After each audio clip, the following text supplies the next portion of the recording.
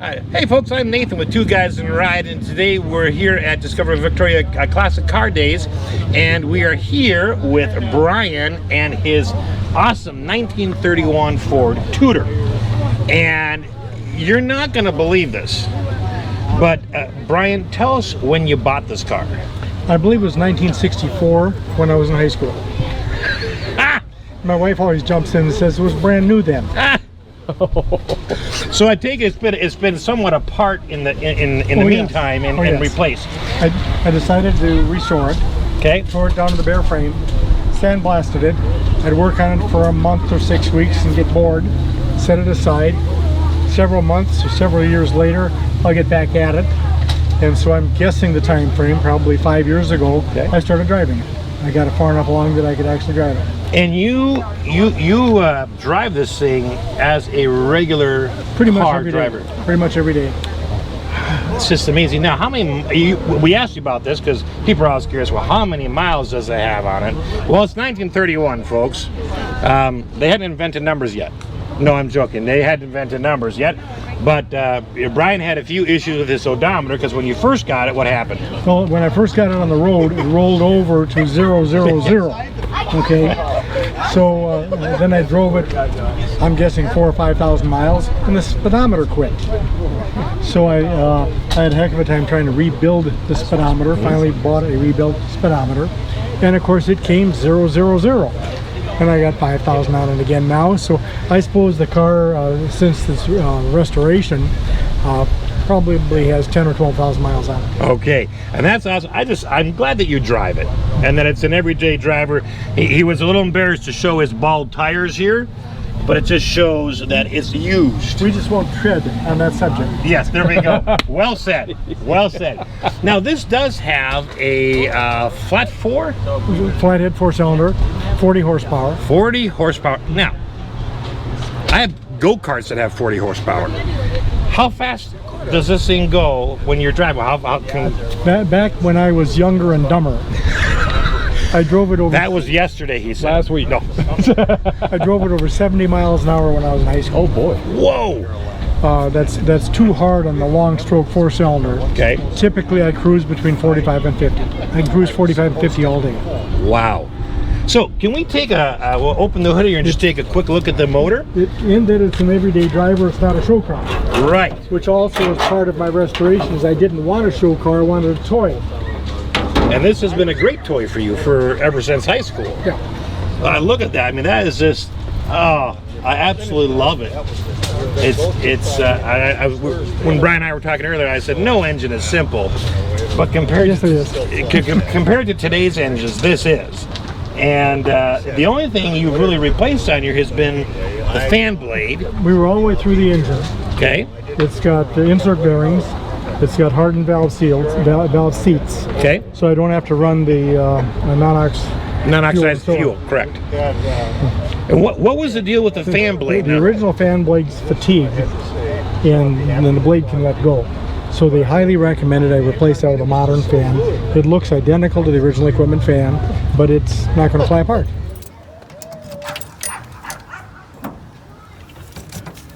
Okay, we ready? Ready. I'm going to go back over here. All right.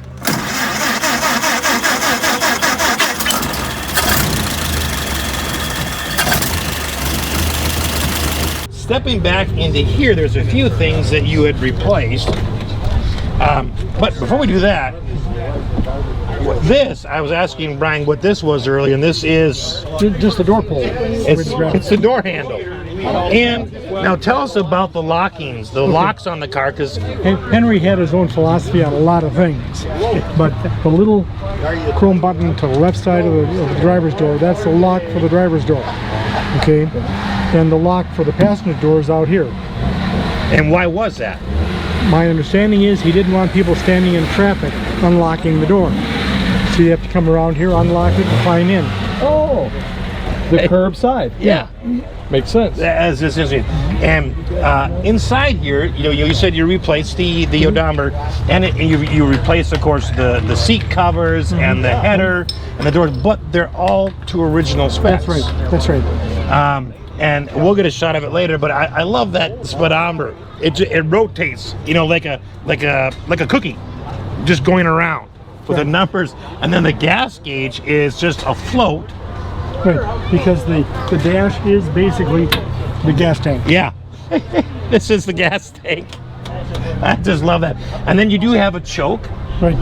Or you also said you can adjust. If you turn it, that's the high-speed carburetor mixture. Okay, so pulls, choke, and twist is carburetor. Okay. Oh man.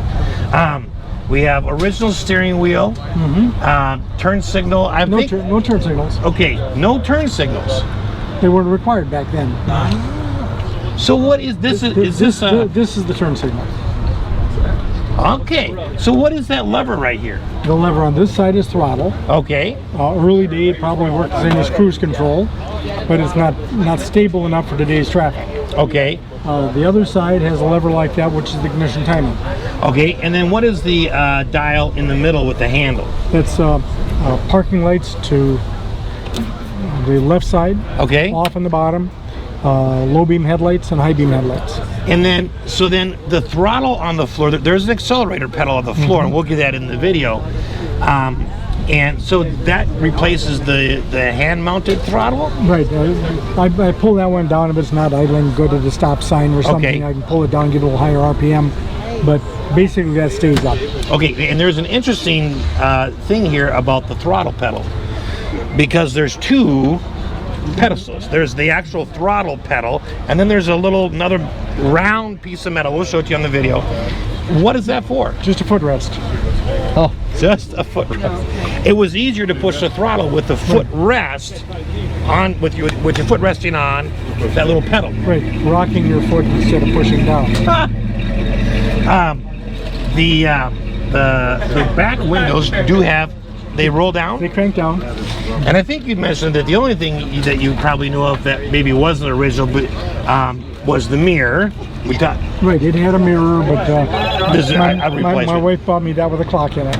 Nice. She thought she'd spend some more time in the car that way.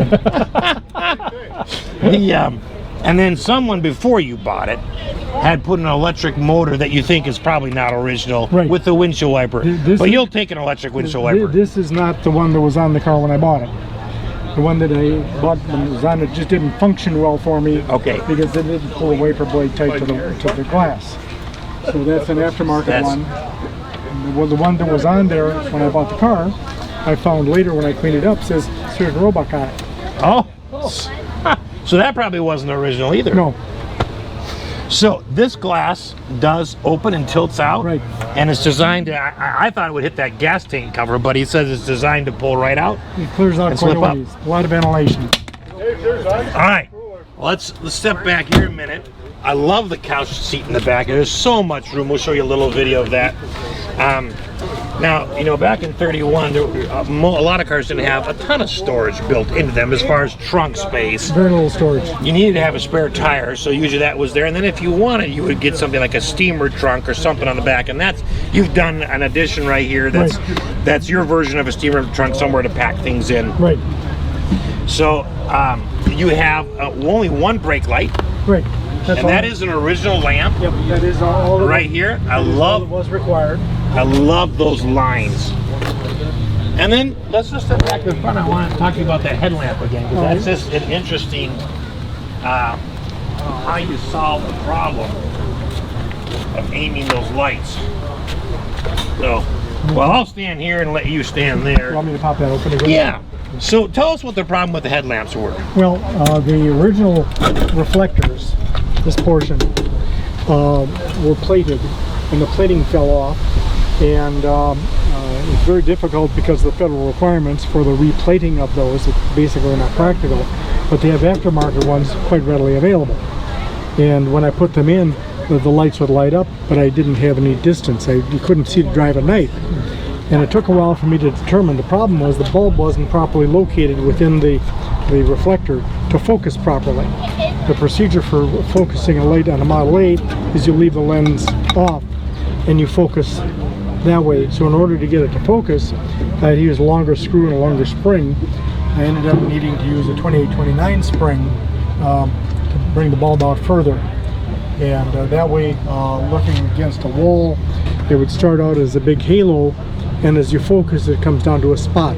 Once you get it in the center of the reflector, you have a full spot, and then you put the lens back on, and you have a light that is bright as any steel beam today.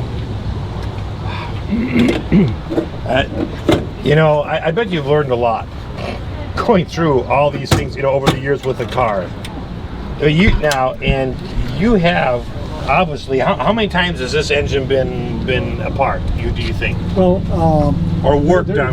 There's a difference: apart or removed. Removed. Okay, removed. I can't count how many times. Like I told you, I decided to use Velcro instead of bolts because it's easier to get in and out then. But the engine has to come out for a lot of things. The clutch and transmission, a lot of things. The easiest way is to pull the engine. Okay. I can have the engine out of this thing probably in an hour and 20 minutes, an hour and a half, something like that. Okay. So I don't hesitate to do that. Okay. I would grab a number out of the air. It's been in and out at least 10 times. Okay. Maybe a dozen. Well, what a wonderful story. And your wife still will ride with you? Oh yeah. And this is basically your everyday driver. For me, it pretty much is. Regressing here a little bit about my wife riding with me. When I'm going through the shakedown era with the car, I take her for a ride. The battery tipped over in its mount, and actually we had flames coming out of the floorboards. Oh. And I'm laughing about stuff like that, but she thought that was pretty serious. Well, you know, it's one more memory to chalk up with the car, for sure. Well, Brian, thank you so much for sharing your awesome story and your car with us. We sure appreciate it. Thank you. It's been a pleasure.